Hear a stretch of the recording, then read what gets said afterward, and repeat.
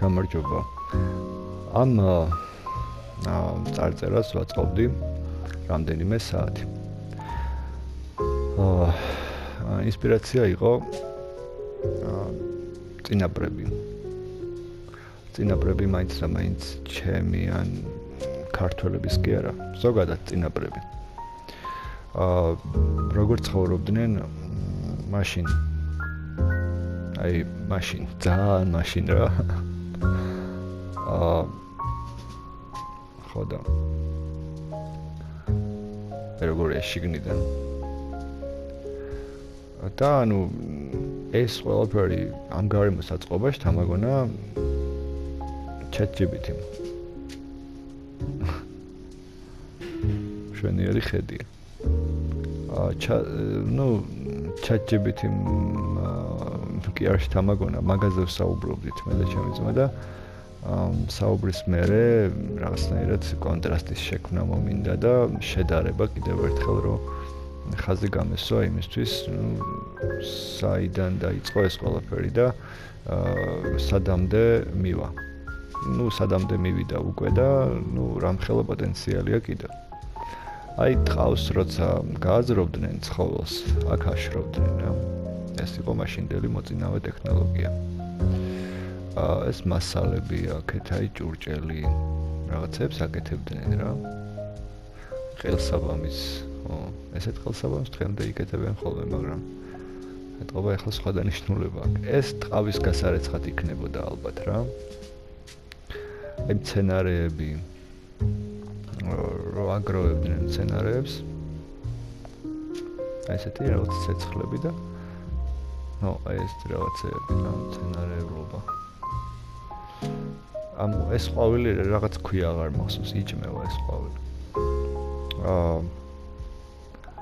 მოკლედ აი ჩვენ აქ ვართ რატომ წამოიღო რა რომ ეს ყველაფერი რაც აქ არის, აი რასაც აქ ხედავ, არის იმის გაგრძელება, რაც მაშინ იყო.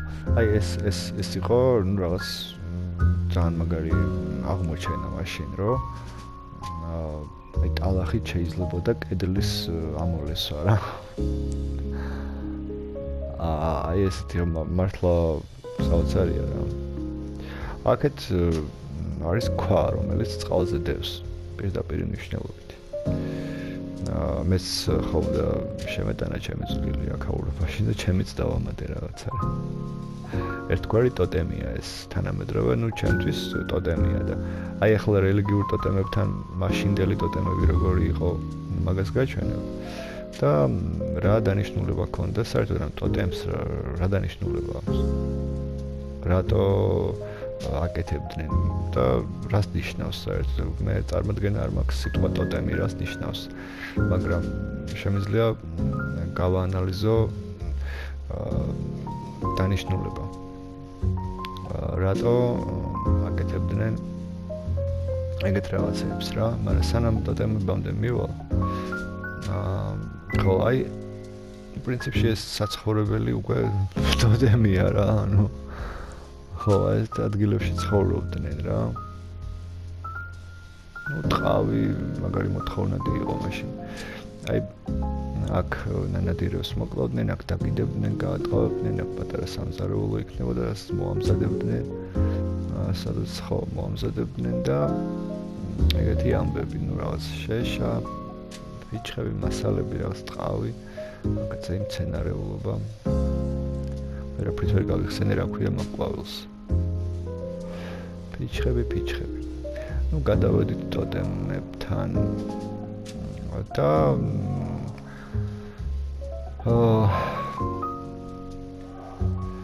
რელიგიური გრძნობების გამოსახადად იყენებდნენ აი ესეთ საგნებს რა.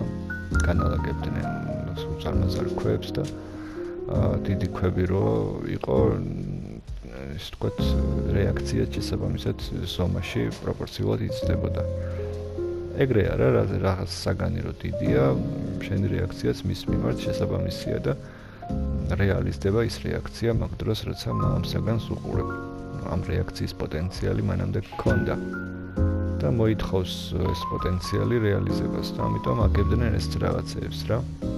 ეხლა რით რეალიზდება ეს პოტენციალები, ну სხვადასხვა საშუალებაა მაგისთვის. თუნდაც აი ვირტუალური სინამდვილე. ანუ რეაქციების რეალიზების გარეშე წარმოუდგენელია ცხოვრება. აი ეს სად იყო ეს ტოტემები, სად არის? ხო, აი აქეთ არის. უცნაურ ფორმებს აკეთებდნენ რა, ანუ ერთგვარი თავდაცვის საშუალება იყო, როგორც ცხოველებისგან, ისე ადამიანებისგან და ის რისიც თვითონ ეშინოდათ, ცდილობდნენ რომ თავის მხარეს გადმოეყვანათ. აი მაგალითად, ვიღაცამ მტრის ბანაკში ნახა მტრის რა უცხოს ბანაკში, რომელიც შეიძლება და პოტენციურად მტერი გამხდარიყო, ნახა ესეთი რაღაც. და გააკეთა თვითონაც მაშინ შეეშინდა და თვითონაც გააკეთა, რომ მე სხვა რო ნახავდა, მასაც შეშინებოდა, რომ დაცული ყოფილიყო. ან ნახა, როგორ შეეშინდა ცხოველს მეორე ცხოველის. და ამ დროს მოიფიქრა, რომ მოდი ამ ცხოველის მსგავს რაღაცას გავაკეთებ, რომ ის ცხოველი აღარ მომეკაროსო რა. აი მაგალითად ახლა ამას რო დაინახავს რამე ცხოველი შეიძლება გაიქცეს რა, ანუ ხო რაღაც ისეთ რაღაცას გავს რა, ჯოჯოხეთიდან ახლა ხანს ამოსულ მაშხალას თუ რაღაც ურჩხულს. ხო და ესეთი რეაქციები პოტენციაში გვაქვს ადამიანებს. სანამ რომც არ შეხედო ახლა ამას, მაგრამ ესეთი რეაქციები მაინც გაქვს რა.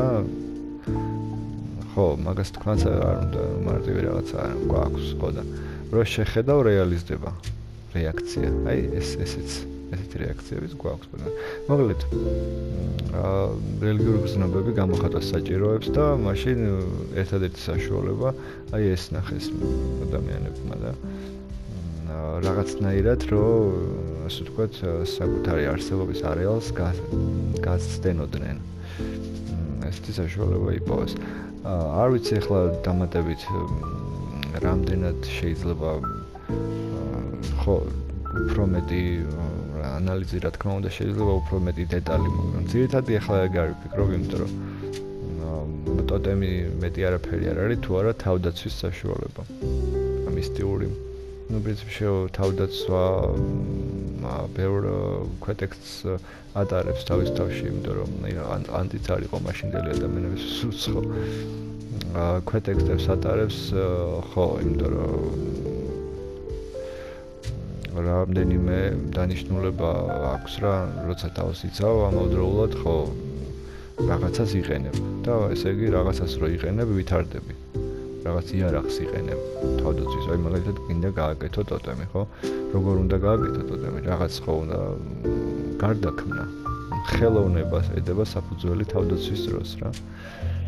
და მოკლედ ხო, უსაფრთხოების განცდა, დაცულობის განცდაზე არის დაფუძნებული მე დანარჩენი რაღაცეები. აი ყველაზე შთამბეჭდავი იდეა რაც იყო, ჩვენ აქ ვართ, რომ არავინ, ასე ვთქვათ, არ დაკარგულა იმ დროიდან. არავინ არ დაკარგულა, არავინ შორს არ წასულა. ყველაფერი ხდება ეხლა. ხო, იმიტომ რომ სიცოცხლე ცნობიერება ესეთი რამეა, რომ რაღაცნაირად გარდაცვალებამდე ან გარდაცვალების მერე შეიცვლება და всё, მერე ანუ აღარ ასე ვთქვათ ისეთი, ანუ ეს ის არ არის, რაც გაქრება რა. ხო და გონი რომელიც ამ ყველაფერში მონაწილეობას იღებდა და უშუალოდ მისი ჩართულობით ხორციელდებოდა ეს აქტივობები. აი თუნდაც მასალის მომზადება, ხის გალიების მომზადება, ეს რაღაც ქოხების მომზადება, გაცხოვლების გატყავება და მთელი ამბები ეს ჭურჭლის დამზადება.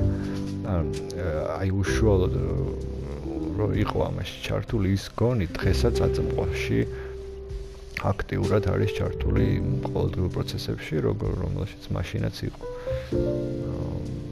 დღესაც აი საუბრის პროცესში, აი რა ვიცი, ხო, გადაადგილების პროცესში, ვირტუალურ სინამდვილეში იქნება ეს თუ ხო, არავირტუალურში.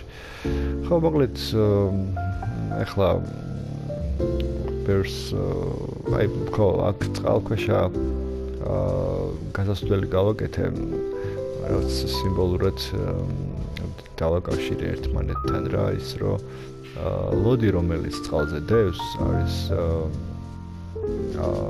ის რაც ჩვენ არ შეგვიძლია რომ გავაკეთოთ ანუ კანონზომიერების მიღმა ჩვენი კანონზომიერების მიღმა რომელშიც ჩვენ ცხოვრობთ და როცა მდინარეში ჩავდივარ ну ჭაში ხო რაღაც როცა აქ ჩავდივარ ძალიან ღრმად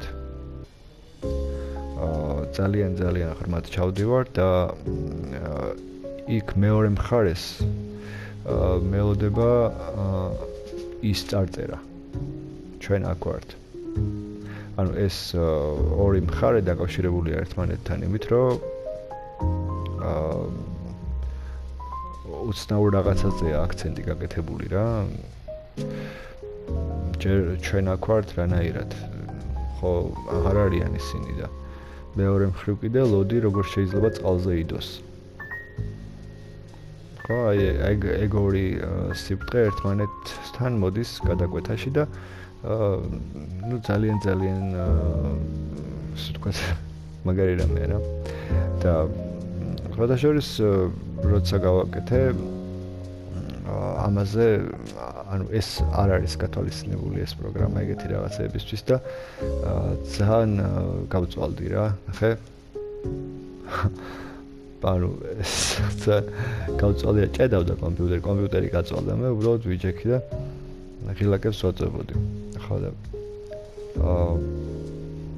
სხვა განათებებიც გავაკეთე ძალიან ჭედავდა კომპიუტერი რა ხო და შეიძლება ჩემი უცოდინობის გამოვა მაგრამ რავი კომპიუტერი მაინც ვარ უნდა ჭედავდეს რაც ხო და აი ეს წარწერაც ხო აქვე მოდანაც თან აი ესე გავივლით წარწერაში იშვიათი ისეთი საგანი რომელშიც შეიძლება გავლა შორის არის ეს აქ რა ნუ არქად ედიტორში იშვიათი ეგეთი საგანი და აბა ეხლა თუ ავალ